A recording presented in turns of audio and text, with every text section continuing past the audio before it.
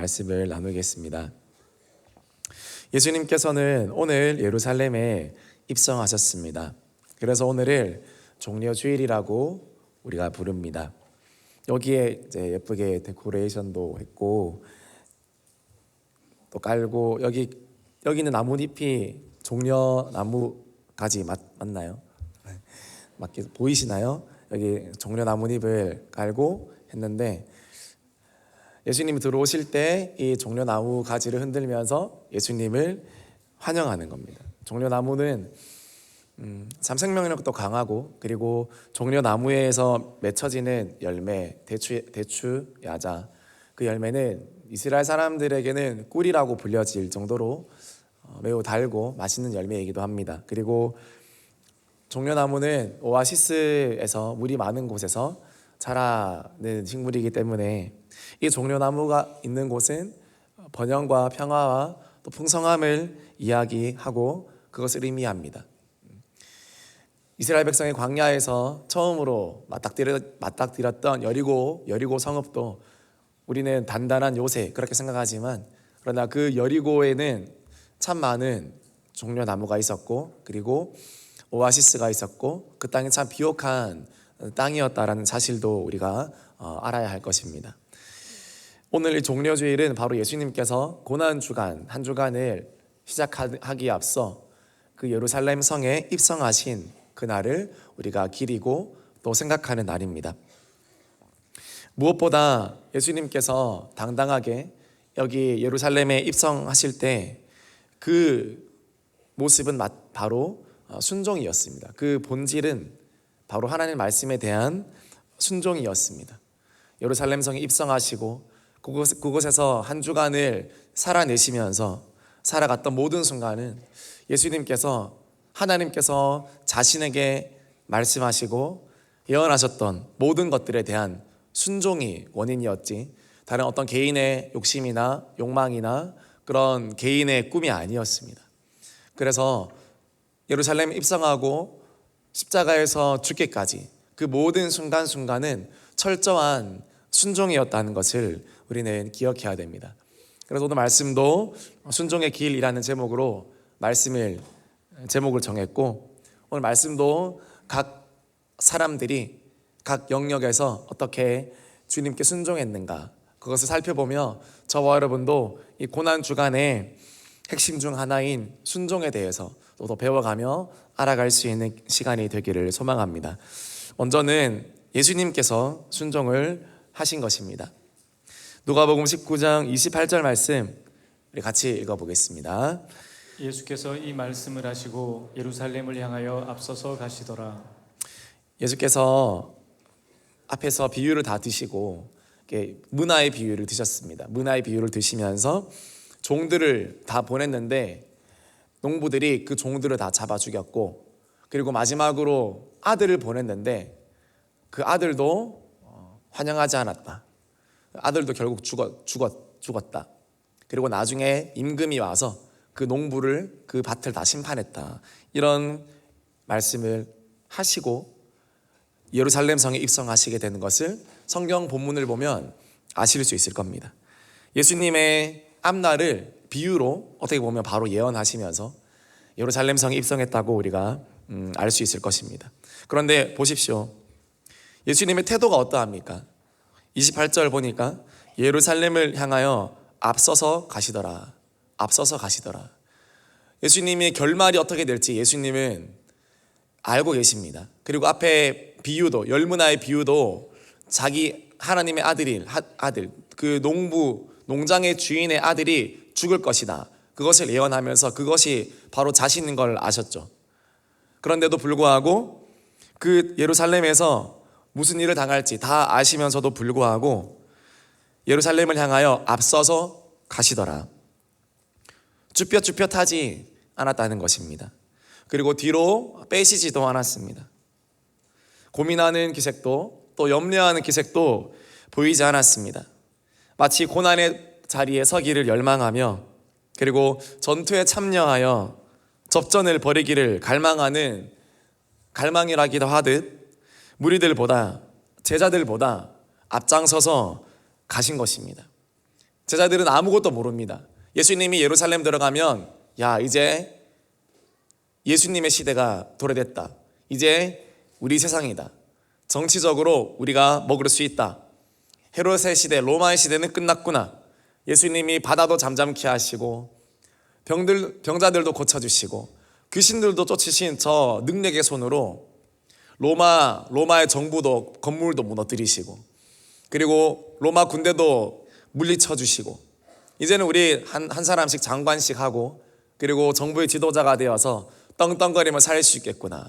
그렇게 제자들의 마음, 따라가는 제자들과 무리들의 마음은 그런 희망, 야망으로 벅차올랐습니다. 그러나 정작 앞서가신 예수님은 그런 마음은 하나도 없으셨고 이제 내가 정말 온전한 순종으로 더 나아가는구나. 더 깊은 순종으로 내가 나아가는구나. 그 마음으로 예수님께서는 나아가신 것입니다.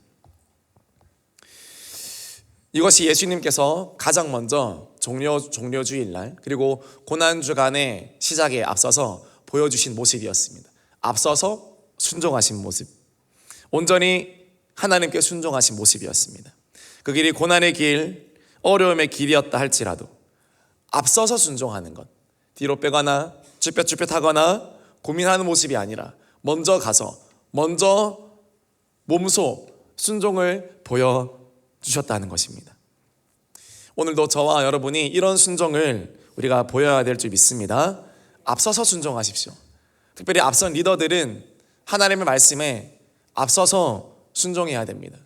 셀 리더들 그리고 각 목장의 리더들 또 교역자들 다 할 것 없이 또 중직자분들 해야 될 것은 먼저 앞서서 순종하는 것입니다. 그럴 때 능력이 나타나는 것이고 그럴 때 하나님의 역사가 이루어지게 되는 것입니다. 그럴 때 이 힘든 고난의 시간들도 이겨낼 수가 있는 것입니다. 먼저 순종으로 점령할 때, 먼저 순종으로 차지할 때 하나님께서 승리를 보장해 주시고 응답해 주신다라는 사실을 믿으시기를 바랍니다. 예수님께서 먼저 순종의 본을 보이셨기에 그 뒤에 순종도 다 할 수가 있으셨고 많은 사람들도 예수님의 순종의 본을 따라갈 수 있었다는 것입니다.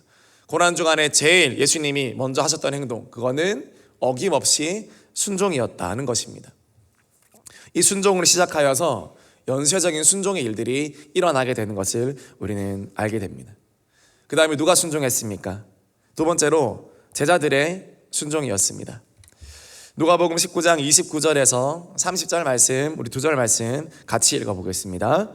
감람원이라 불리는 산 쪽에 있는 벳바게와 베다니에 가까이 가셨을 때에 제자 중 둘을 보내시며 이르시되 너희는 맞은편 마을로 가라. 그리로 들어가면 아직 아무도 타보지 않은 나귀 새끼가 메어 있는 것을 보리니 풀어 끌고 오라. 예수님이 제자들에게 맞은편 마을로 가서 아무도 타보지 않은 나귀를 끌러오라 이렇게 이야기하게 됩니다. 그런데 이 말에 제자들은 바로 순종하죠. 주님이 어떤 말씀을 하시든지 아멘하고 순종할 수 있어야 됩니다. 그렇게 하면 주님이 앞날을 책임져 주시는 겁니다. 사역은, 우리가 주를 위해서 하는 사역은 나의 능력을 펼치려고 하는 것이 아니라 주님께 순종하는 것입니다. 그것이 우리가 해야 될 사역이다라는 것입니다. 가서 맞은편 마을로 가서 나귀를 끌고 오렴. 아무도 타보지 않은 그 어린 나귀를 끌고 오렴. 그럴 때 제자들의 반응이 어떠했겠습니까? 주님, 오늘 주님께서 공식적으로 예루살렘에 입성하는 날입니다. 지금 많은 백성들이 예수님만 바라고 있습니다. 지금 얼마나 예루살렘 백성들이 메시아를 고대하고 그리고 그 다시 올 그 왕, 강력한 왕, 그 왕이 예수님이라는 것을 지금 다 알고 있습니다. 그런데 무슨 나귀를 탑니까? 제가 말을 데리고 오겠습니다. 제가 아는 사람 수소문해서 멋진 말, 예수님이 타실 만한 멋진 훌륭한 명말을 데리고 오겠습니다 하고 데리고 올 수도 있는 것이죠. 나귀를 말고 말을 데리고 올 수도 있는 겁니다. 그런데 만약 그렇게 했더라면 제자들이 온전히 주님 말씀에 순종하지 아니하고 나귀를 데려오는 것이 아니라 자기들이 보기에 예수님이 탈 만한 예수님의 이름에 걸맞는 거기에 맞는 짐승이나 말을 데리고 왔더라면 과연 예수님께서 기뻐하셨을까요? 그리고 구약의 말씀들이 다 이루어졌을까요? 그렇지 않았을 겁니다. 왜냐하면 예수님이 가고자 하는 길은 인간의 체면을 세우는 길, 또 사람들의 기대를 충족시키는 그런 일이 아니라 그것이 사람들의 보기 어떠하든지 하나님 말씀하신 대로 따라가는 온전한 100%의 순종의 길이었기 때문입니다. 이 말씀에 오늘 제자들이 순종했다는 것입니다. 그래서 이 제자들의 순종도 훌륭한 것입니다. 혹시 말을 타고 싶어도 또 말을 구할 능력이 있다 할지라도 나귀를 타고 입성하는 것이 하나님의 뜻이고 하나님의 사역이기 때문에 예수님도 제자들도 거기에 순종한 것입니다.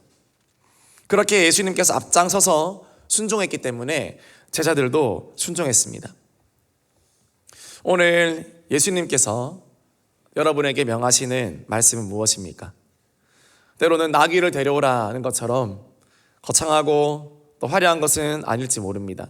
그러나 기억하십시오. 우리가 주를 위해 산다는 것, 그리고 우리가 주님의 사명을 감당한다는 것은 내가 바라는 어떤 멋진 일들이, 멋진 사역들이 이루어지기를 바라는 것이 아니라 주님이 말씀하신 그대로 따라주는 것을 의미합니다. 주님의 의도를 왜곡하지 않고 그대로 받들어 순종하는 것을 의미하는 것입니다. 그것이 순종입니다.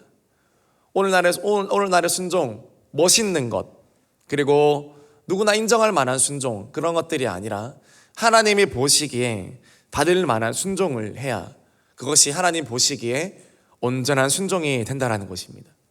저와 여러분의 삶 가운데도 이런 온전한 순종이 이루어지기를 소망합니다. 꾸밈 없는 순종, 그리고 내가 보기에 할 만한 순종이 아니라 낙이라 할지라도 또 다른 어떠한 말씀이라 할지라도 하나님 정말 이게 맞나요? 라는 순종이라 할지라도 거기에 온전히 순종할 때 하나님께서 그 다음 길을 여시고 그 다음 사역의 지경을 더 열어주시는 겁니다.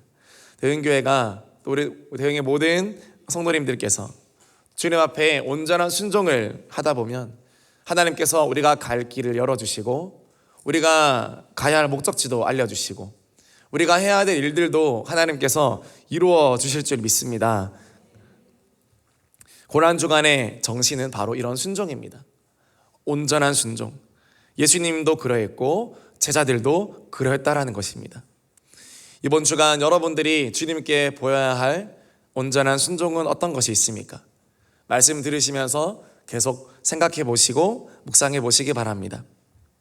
또 누가 순종했습니까? 세 번째로 나귀 주인이 순종했습니다. 우리 마태복음 21장 2절에서 3절 말씀입니다. 우리 같이 읽어보겠습니다. 이르시되 너희는 맞은편 마을로 가라. 그리하면 곧 매인 나귀와 나귀 새끼가 함께 있는 것을 보리니 풀어 내게로 끌고 오라. 만일 누가 무슨 말을 하거든 주가 쓰시겠다 하라. 그리하면 즉시 보내리라 하시니. 이 말씀을 우리가 어떻게 해석을 합니까? 보통 이 말씀을 볼 때 우리가 어떻게 해석을 합니까? 제자들이 예수님 말씀을 듣고 나귀 가져오래 하면서 맞은편 마을로 가래. 그래서 두 명 갔습니다. 그래서 가보니까 진짜 나귀가 있습니다. 아무도 타보지 않은 나귀가 있는 것입니다. 와, 진짜 있네. 진짜 신기하다. 진짜 예수님 진짜 신기하다 하면서 나귀를 막 끌어서 가려고 하는데 나귀 주인이 뛰쳐나옵니다. 당신들 뭐 하는 거야? 뭐야 도둑이야 뭐야? 누구 허락 받고 데려가는 거야? 그때 그랬더니 제자들이 주가 쓰시겠다 하라 하니까 네 알겠습니다. 가져가십시오. 이게 말이 됩니까? 여러분 생각해 보십시오. 이게 말이 되는 겁니까? 오늘 마태복음 21장을 보면 3절에 만일 누가 무슨 말을 하거든 이라고 나와 있습니다. 그리고 주가 쓰시겠다 하라. 그리하면 즉시 보내리라 이렇게 말씀하고 있습니다. 여기서 나귀 주인이 만일 무슨 말을 하거든 이라는 말은 자세히 생각해 보면 이 제자들에게 따지는 게 아닙니다. 뭐야, 너희 도둑이야, 뭐야, 왜 가져가? 이게 아닙니다. 당나귀 훔쳐간다고 혼내는 게 아닙니다. 그럴 수 없습니다. 왜냐하면 예수님께서 제자들에게 도둑이 하는 일처럼 보이는 것 같은 일을 시키셨겠습니까? 누구나 봐도 예수님이 제자들이 지금 당나귀 훔치고 있네? 이런 오해를 받을 만한, 그리고 굳이 설명을 해야 오해가 풀릴 만한 그런 일을 예수님께서 제자들에게 시키셨겠습니까? 악의 모양이라도 버리라고 하셨는데 누가 봐도 저건 제자들이 도둑질하고 있다, 주인 허락도 안 받고 바로 끌고 가려고 하네, 그런 일을 예수님은 시키지 않으십니다. 이때 나귀 주인이 와서 제자들에게 한 말은 이런 말입니다. 무슨 일입니까? 지금 뭐 하시는 겁니까? 왜 그럽니까? 따지는 게 아니라 지금 그 나귀를 가지고 뭘 하려고 그러십니까? 궁금해서 말을 걸어오는 거라고 생각하셔야 됩니다. 계속 뒤에 대화를 보면 알 수 있습니다. 그때 제자들이 뭐라 말합니까? 아, 이거 주님이 쓰시겠대요. 그때 여러분, 이 나귀 주인이 해야 될 말이 뭘까요? 그게 누군데요? 이렇게 말해야 정상입니다. 다짜고짜 주가 쓰시겠다. 내 주님이 누구지? 주님이 누군데요? 그분이 누군데요? 이렇게 말해야 정상입니다. 그게 상식적인 대답 아닙니까? 누군지도 모르겠는데 내 주인이 따로 있나 보다, 알겠습니다, 이런 사람 없죠. 주가 누군데요? 그렇게 해야 되는데 제자들이 주가 쓰시겠다 하라 하니까 이 주인이 묻지도 따지지도 않고 바로 보냈다라는 거는 이 나귀 주인이 예수님을 이미 알고 있었다라는 그 이야기입니다. 그리고 이 나귀 주인에게 이미 예수님은 개인적으로 자신의 주님이었다라는 사실을 우리는 알 수 있는 겁니다. 그리고 이 나귀 주인은 항상 이 나귀가 예수님께 쓰여지기를 준비하고 기다리고 있었다는 것을 우리는 또한 알 수 있습니다. 주님이 내 나귀를 언젠가 한번 타주시면 좋겠다, 이런 생각을 가지고 있어야 주가 쓰시겠다 하라 하면 바로 알아듣고 바로 나귀를 풀어서 줄 수 있는 것이죠. 예수님이 내 주인이 아닌데 어떻게 그렇게 바로 일이 일사천리로 진행됩니까? 이 나귀가 쓰이는 거, 이 나귀, 정말 예수님이 내 나귀를 쓰면 좋겠다, 우리 온전히 주님이 써주시면 너무너무 좋겠다, 그런 날이 올까? 그게 내 기도 제목인데 응답이 될까? 그 마음을 주님과 알고 지냈던 사이였고, 그리고 그 마음을 늘 품에 품고 있었는데 주가 쓰시겠다 하라고 하니까 역시 이제 정말 내 나귀가 주님께 쓰임받는 순간이 왔구나 라고 하면서 즉시 고민 없이 이 나귀를 제자들에게 보낸 것입니다. 이게 나귀 주인이 품었던 진짜 마음이라고 우리는 알 수 있습니다. 예수님이 이미 알고 있었던 사람, 그리고 언제나 마음으로 준비된 순종을 했던 사람, 순종을 준비했던 사람. 주님이 언제 나귀를 쓸지 몰라, 분명히 구약 말씀에 나와 있으니까 그분은 겸손하셔서 나귀를 타신다 했어. 그 나귀가 내 나귀였으면 좋겠다, 그러면서 한 번도 타보지 않게 그 나귀를 관리했고 기다렸을 겁니다. 준비했습니다. 순종을 준비했습니다. 그리고 딱 그때 그 시간이 되자 이 나귀 주인은 그 말을 단번에 알아듣고 순종했습니다. 여러분, 인생은 이런 것입니다. 순종의 기회는 준비한 자에게 오는 것입니다. 순종의 기회는 준비한 자에게. 이 나귀를 아무 때나 굴렸다고 생각해 보십시오. 제자들이 이 사람에게 찾아왔겠습니까? 그렇지 않습니다. 이 나귀를 쓰지 않았을 겁니다. 그러나 나귀 주인은 준비된 순종을 하고 있었고, 언제든지 예수님이 요청해 오시면 나 필요해 가져와 하면 네 알겠습니다 하고 언제든지 드릴 수 있을 정도로, 비록 작은 나귀였지만 아무도 타지 못하게, 아들이 타려고 해도 안 돼, 타지마, 나중에 혹시 예수님이 탈지도 몰라 하면서 그 나귀를 애지중지 관리했던 그 사람에게 예수님이 딱 아시고 가셔서 데리고 온 겁니다. 여러분, 여기서 우리는 진정한 또한 주님의 권위를 볼 수 있습니다. 주님은요, 우리에게 순종을 요구하시는데 자발적인 순종을 이끌어내십니다. 가져와, 필요해. 주기 싫은데 주는 그런 것이 아니라, 어쩔 수 없이 드리는 것이 아니라, 주님이 달라 할 때 마음속으로 자발적으로 하나님께 드리고 싶은 마음, 내 것 좀 써주면 좋겠다 그러면서 마음에 계속 기다리고 있다가 주님이 쓰겠다고 하니까 할렐루야 어서 주십시오. 진짜 오셨네요. 제가 10년을 기다렸습니다. 와, 가져가세요. 낙이라도 주님께 드릴 수 있어서 감사합니다. 제가 즉시 순종하겠습니다. 여러분, 이것이 주님의 권위입니다. 주님보다 내가 더 주님께 순종하기 원합니다. 주님 왜 이렇게 늦게 오셨습니까? 제가 주님께 얼마나 순종하고 싶었는데 왜 이렇게 늦게 오셨습니까? 제가 주님께 순종하고 싶었습니다. 그래서 기다리고 있었습니다. 이것이 주님의 권위입니다. 순종을 이끌어내고 정말 자발적인 순종, 예수님 앞에 예수님을 사랑하는 마음이 너무 커서 순종할 준비가 되어 있는 그 순종, 이 순종에 준비된 순종, 이것이 이 나귀 주인에게 있었고 예수님은 이 나귀를 탄 것입니다. 여러분, 이런 사람은 행복한 사람인 줄 믿습니다. 주님 나라의 귀한 일꾼인 줄 믿습니다. 하나님이 그 사람을 귀하게 여겨주시고 그 사람을 귀하게 사용해 주시는 겁니다. 여러분, 하나님 앞에서 한 발 앞서 드리는 순종을 해 보십시오. 아까 예수님께서 예루살렘에 앞서 가셨다고 하지 않았습니까? 오늘 이 나귀 주인은 앞서 순종한 사람입니다. 미리 순종을 준비한 사람입니다. 여러분, 우리는 어떻습니까? 우리는 어떻게 적용할 수 있겠습니까? 헌금 생활, 기도 생활, 예배도, 헌신도 우리가 무엇이든지 주님 앞에 한 발 앞서 드리는 순종을 할 수 있는 저와 여러분들이 되기를 소망합니다. 그러면 그 순종을 통해서 하나님께서 역사하신다라는 사실입니다. 이 귀한 순종 하나하나가 이 고난주간 가운데 얼마나 많이 녹아져 있는지 모릅니다. 오늘 이 종려 주일 가운데도 이런 순종의 역사가 얼마나 많이 녹아져 있는지 모릅니다. 그래서 이 나귀 주인은 이 나귀를 기꺼이 끌어줄 수 있었고, 예수님은 겸손하게 이 나귀를 타시고 예루살렘 성에 당당하게 입성하실 수 있었습니다. 순종한 자만이 알 수 있는 영광을 이 나귀 주인은 경험하게 되었고, 또 예수님도 그 자를 인정하게 되었고, 또 하나님 역사를 채우는 하나님의 역사에 남을 만한 순종을 한 사람이었다고 기록된 것입니다. 저와 여러분이 해야 할 준비된 순종은 무엇입니까? 저와 여러분이 지금 막 굴리지 말고 잘 관리해야 될 그 나귀는 무엇입니까?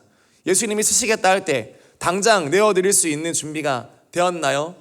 여러분의 인생 주님께서 여러분을 부르실 때 와서 좀 섬겨주세요. 교사로 섬겨주세요. 봉사자로 섬겨주세요. 선교사로 헌신해주세요. 이런 일로 섬겨주세요 할 때 여러분이 바로 네, 기다렸습니다 라고 준비된 순종을 말할 수 있는 성도님 계십니까? 그분은 복된 자입니다. 우리가 그런 순종 주님 앞에 우리 인생을 드려서 더 하기를 주님의 이름으로 축복합니다. 그러면 하나님께서 그 순종을 통해 예수님을 높이시고 교회를 세우시고 하나님 나라를 영광스럽게 하신다라는 사실입니다. 마지막으로 무리들의 순종입니다. 무리들, 예수님을 환영했던 그 사람들의 예수님을 향한 태도입니다. 우리 마태복음 21장 7절에서 8절 말씀 우리 같이 읽어보겠습니다. 나귀와 나귀 새끼를 끌고 와서 자기들의 겉옷을 그 위에 얹음에 예수께서 그 위에 타시니 무리의 대다수는 그들의 겉옷을 길에 펴고 다른 이들은 나뭇가지를 베어 길에 펴고. 7절에 보니까 자기들의 겉옷을 나귀 위에 얹었다고 그렇게 말씀하고 있습니다. 그 당시에는 겉옷밖에 없습니다. 그리고 안에는 그냥 속옷입니다. 그러므로 겉옷을 벗었다라는 말은 내가 속옷 차림이라는 그 뜻입니다. 벌거벗었다는 그 뜻입니다. 얼마나 창피합니까? 그러나 그만큼 내가 당신을 높여주겠다. 나는 아무것도 아닙니다. 나를 땅에 떨어뜨려서라도 당신을 높이겠다. 이것이 겉옷을 내려놓는 자의 그런 심정입니다. 겉옷은 그 당시에 그 사람에게는 그 지역, 그 시대에는 집입니다. 전 재산입니다. 그 사람의 신분증입니다. 그 사람의 명예입니다. 어떤 겉옷을 입고 다니느냐가 그 사람의 신분을 나타냅니다. 그런데 이것을 깔아서 버리면 나는 아무것도 아닙니다. 주님께 올려드립니다. 주님 이거라도 밟고 가십시오. 주님 나를 밟고라도 주님 길을 가십시오. 이것을 드러내는 아주 순종적인, 아주 겸손한 표현인 것입니다. 복음서에 보면 혈루증 여인이 예수님 뒤로 가서 예수님의 겉옷을 살며시 만진 장면을 우리는 보게 됩니다. 그리고 어떻게 됩니까? 이 혈루증 여인은 예수님의 겉옷을 만지고 병이 낫습니다. 왜냐하면 그 겉옷이 곧 능력이기 때문입니다. 구약 성경 보면 다윗이 사울 왕에게 쫓겨다닐 때 사울 왕이 다윗이 숨어있는 곳로 찾아옵니다. 그때 다윗이 한 일이 무엇입니까? 사울의 겉옷을 살짝 베어가는 일입니다. 그러나 다윗은 곧 후회합니다. 왜 그렇습니까? 그 옷은 사울 왕 그 자체니까. 사울 왕 그의 가치고 그의 존재고 그것은 그의 명예인 것입니다.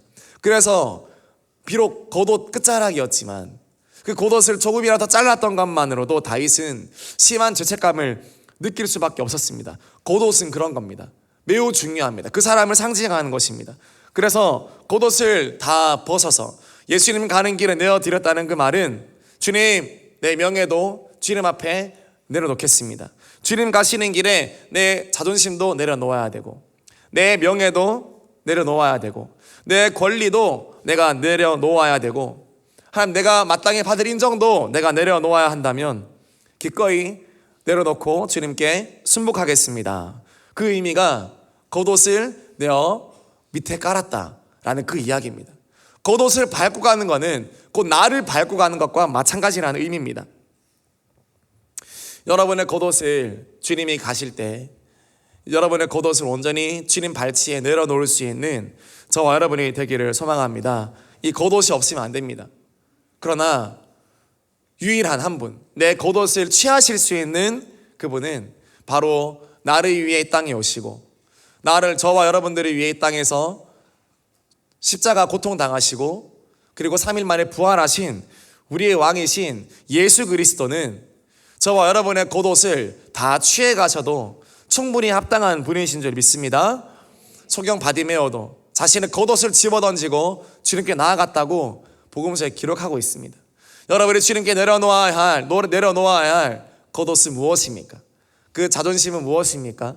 그 명예, 여러분이 생각하는 귀한 가치, 여러분이 의미를 두고 있는 그 의미, 그거 다 주님 앞에 내려놓을 때 예수님이 지나갈 준비가 되는 것입니다.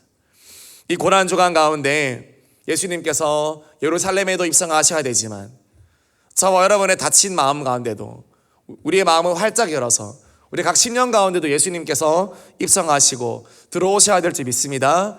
예수님이 이 고난주간 가운데 여러분의 각 심령 속으로 들어가기를 원하십니다. 들어가고자 하실 때 여러분, 우리가 고개를 빳빳이 들고 예수님 오든지 말든지 이런 태도로 있는 것이 아니라 나의 겉옷을 내려놓고 나를 주님께 엎드리오니 주님, 나에게 들어오시옵소서, 나에게 역사하여 주옵소서, 주님께서 왕으로 좌정하여 주옵소서, 그렇게 주님 앞에 순복하며 순종하며 나아갈 수 있는 저와 여러분이 되기를 소망합니다. 또 중요한 한 가지, 변하면 안 됩니다. 무리들은 변했습니다. 처음에는 순종하겠다, 내가 예수께 순종하겠다 했지만 결국 나중에는 그 선했던 무리가 폭도가 되었습니다. 자신의 뜻과 맞지 않았기 때문에 폭도가 된 것입니다. 여러분, 신앙생활 잘하는 법, 예수님을 잘 따르는 법은 변하지 않는 것입니다. 처음 내가 주님을 만났던 그 감격과 그 은혜를 기억하면서 끝까지 주님을 신뢰하는 것입니다. 그렇지 않으면 주님과 원수가 됩니다. 내 뜻과 달라지면 불만을 품기 시작합니다. 내 뜻과 달라지면 겉옷을 취하기 시작합니다. 그리고 예수님의 옷을 빼앗아가기 시작합니다. 그것이 그때 무리들이 보였던 행동입니다. 처음에는 나의 겉옷을 내려놓았지만 나중에는 예수님의 옷을 제비 뽑았습니다. 그것이 인간의 악함입니다. 우리의 죄인됨입니다. 그러나 로마서 5장 8절에 무엇이라 기록하고 있습니까? 우리가 아직 죄인 되었을 때 그가 하나님의 아들을 우리에게 주심으로 이미 우리에 대한 사랑을 확증했다라고 그렇게 이야기하고 있습니다. 저와 여러분이 예수님을 향한 그 믿음의 방향, 믿음의 태도가 천국 가는 그날까지 달라지지 아니하고 오히려 더 주님과 깊은 교제와 더 깊은 사랑 가운데 나아가는 저와 여러분들이 되기를 소망합니다. 끝까지 순종하는, 끝까지 순종해서 주님 곁에 설 수 있는 저와 여러분이 된다면 하나님께서 여러분을 통해 영광 받으시고 예수 그리스도가 높임 받는 은혜가 있게 될 줄 믿습니다. 또 이 무리들이 뭐 했습니까? 찬송했습니다. 누가복음 19장 37절 38절 말씀 우리 같이 읽어보겠습니다. 이미 감람산 내리막길에 가까이 오심에 제자의 온 무리가 자기들이 본 바 모든 능한 일로 인하여 기뻐하며 큰 소리로 하나님을 찬양하여 이르되 찬송하리로다. 주의 이름으로 오시는 왕이여 하늘에는 평화요 가장 높은 곳에는 영광이로다 하니. 여러분, 이렇게 온 무리가 한 가사를 정확하게 이야기하고 있죠. 찬송하리로다. 주의 이름으로 오시는 왕이여 하늘에는 평화요 가장 높은 곳에는 영광이로다. 이것은 즉석에서 나온 그런 찬양이 아니라 메시아가 오면 불러야 할 그런 찬송이었습니다. 메시아가 오면 불러야 할 그런 찬송, 유대인들이 서로 공유하고 있었던, 언제가 될지 모르겠지만 만약에 메시아가 오게 된다면 우리는 이 고백을 드려야 돼. 서로 문화적으로 공유하고 있었던 그런 고백이었습니다. 근데 예수님이 오시니까 이렇게 이야기하는 겁니다. 마치 합을 맞추듯 진짜 메시아가 왔다라는 생각이 드니까 이 찬송을 올리는 겁니다. 주의 이름으로 오시는 왕이여 하늘에는 평화요 가장 높은 곳에는 영광이로다. 호산나. 지금 우리를 구원하소서. 지금 주님을 나의 왕으로 모시겠습니다. 그런 말이죠. 주님께 온전히 순복하겠습니다. 그런 말이죠. 여러분, 우리는 우리 예수님께만 드려야 될 우리의 찬송이 있는 줄 믿습니다. 이거는 언제 하는 겁니까? 즉석에서 하는 게 아닙니다. 미리 우리가 배워야 되는 겁니다. 아빠가 아들에게, 할아버지가 후손에게 메시아가 오면 이 찬송을 꼭 하렴, 메시아가 우리 예루살렘에 들어오면 이 노래를 꼭 부르렴 교육했던 것이 예수님이 들어왔을 때 울려 퍼진 것처럼 저와 여러분들도 예수님께 합당한 찬양과 예수님께 합당한 믿음을 보이기 위해서 우리는 끊임없이 주님 앞에 배우고 가정에서 교회에서 어떻게 하면 하나님이 기뻐하시는 삶을 살 수 있는지 우리는 계속 배워야 됩니다. 그럴 때 주님이 우리에게 오실 때 합당한 찬양과 영광을 우리가 올려 드릴 수 있는 것입니다. 신앙은 배우는 것입니다. 철저하게 배우는 것입니다. 신앙은 배우는 것이 유대인 사회에서도 히브리 사회에서도 늘 말씀을 가르치고 알게 하고 훈계하고 배우도록 합니다. 우리 대흥교회가 하나님을 더 알아가는 이 배움, 쉬지 않고 멈추지 않고 달려가는 우리 대흥교회가 되기를 소망합니다. 순종도 우리가 배우는 것입니다. 하나님 앞에 순종도 한 사람이 또 할 줄 알고 더 깊이 순종해 본 사람이 또 다른 순종을 할 수 있는 것입니다. 그래서 고난주간은 순종으로 시작해서 순종으로 마치게 되는 것입니다. 특별히 예수님께서는 목요일 밤 잡히시기 전에 겟세마네 동산에서 기도하시면서 뭐라 말씀하십니까? 네, 원대로 마옵시고 아버지의 원대로 하옵소서 함으로 순종의 극치를 보여주십니다. 순종의 극치, 주님의 뜻대로 하여 주시옵소서. 이처럼 고난주간 예수님께서 처음부터 끝까지 순종의 길을 걸어가셨고 또 예수님께서 늘 하셨던 말씀은 내가 성경의 말씀을 이루려 함이니라. 이것이 예수님께서 그의 제자들에게 늘 했던 말씀입니다. 내가 이렇게 해야 성경 말씀이 이루어진다. 어떡하겠니? 내가 이렇게 해야 된다. 고난 받아야 된다. 십자가 져야 된다. 어떡하겠니? 이게 하나님의 뜻이다. 어떡하겠니? 나는 이 길을 가야 된다. 우리도 예수님처럼 그 순종의 모습을 이번 고난주간 가운데 주님 앞에 보여드리기를 소망합니다. 예루살렘에 앞서서 가셨던 그 예수님의 순종처럼, 그리고 제자들에게 나귀를 데려오라 라고 했을 때 제자들이 여러 생각 많았지만 그대로 순종했던 것처럼, 그리고 나귀 주인은 그 평생을 기다리며 나귀를 내어드린 순종처럼, 그리고 예수님을 환영한 무리들은 예수님을 향한 찬송과 또 겉옷을 내어드려서 순종한 것처럼 저와 여러분도 온전히 주님 앞에 순종하며 주님의 순종을 배워가는 그 은혜를 우리가 경험하기를 소망합니다.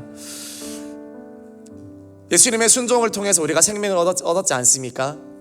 그래서 우리의 순종은 누군가에게는 생명을 가져오게 되는 것입니다. 예수님의 순종으로 말미암아서 저와 여러분이 생명을 얻은 것처럼 저와 여러분이 예수님께 순종하면 우리 가정에 생명이 싹트게 되고, 그리고 우리의 자녀들도 생명을 얻게 되고 하나님 원하시는 생명의 역사가 일어나게 됨을 믿으시기를 바랍니다. 순종하는 것은 어렵습니다. 그러나 그 뒤에 무엇이 있습니까? 분명히 큰 영광과 큰 보상이 있다, 그렇게 말씀하고 있습니다. 우리 히브리서 12장 2절 말씀 우리 같이 읽어보겠습니다. 히브리서 12장 2절 말씀 한번 띄워주세요. 제가 이거는 덜 완성된 원고를 보내드려서 같이 읽겠습니다. 시작. 믿음의 주요 또 온전하게 하시는 이 예수를 바라보자. 그는 그 앞에 있는 기쁨을 위하여 십자가를 참으사 부끄러움을 개의치 아니하시더니 하나님 보좌 우편에 앉으셨느니라. 아멘. 믿음의 주요 온전하게 하시는 이 예수를 바라보자. 그는 그 앞에 있는 기쁨을 위하여 십자가를 참으사 부끄러움을 개의치 아니하시더니, 그 기쁨, 순종할 때 얻게 될 그 기쁨을 얻기 위해서 그 보상이 있기 때문에, 기쁨의 보상, 여러분들을 얻고 교회를 얻고 하나님을 얻는 그 기쁨이 예수님께 있었기 때문에 기꺼이 순종하고자 하셨습니다. 순종 뒤에는 여러분 큰 영광과 큰 보상이 있으니, 여러분들 이번 고난주간을 지나가면서 하나님, 제가 주님께 어떤 순종을 드릴까요? 어떤 순종을 하면 주님이 기쁘시겠습니까? 그렇게 기도하면서 하나님께 미처 드리지 못했던 순종, 이번 고난주간 통하여서 주님께 온전히 순종할 수 있는 저와 여러분이 되기를 소망합니다. 그럼 하나님께서 특별한 은혜를 저와 여러분에게 주시고 하나님의 일들을 이루어 가실 줄 믿습니다. 말씀 마무리합니다. 이 순종의 길로 함께 걸어가는 저와 여러분이 되고, 예수님 순종으로 시작해서 순종으로 마쳤듯이 저와 여러분의 인생도 순종으로 시작해서 순종으로 우리 인생을 끝내는 그런 멋진 생명의 역사를 일으키는 아름다운 인생이 되기를 소망합니다. 우리 같이 찬양하겠습니다. 십자가를 참으신 우리 함께 찬양단 함께 올라오셔서 같이 찬양하겠습니다.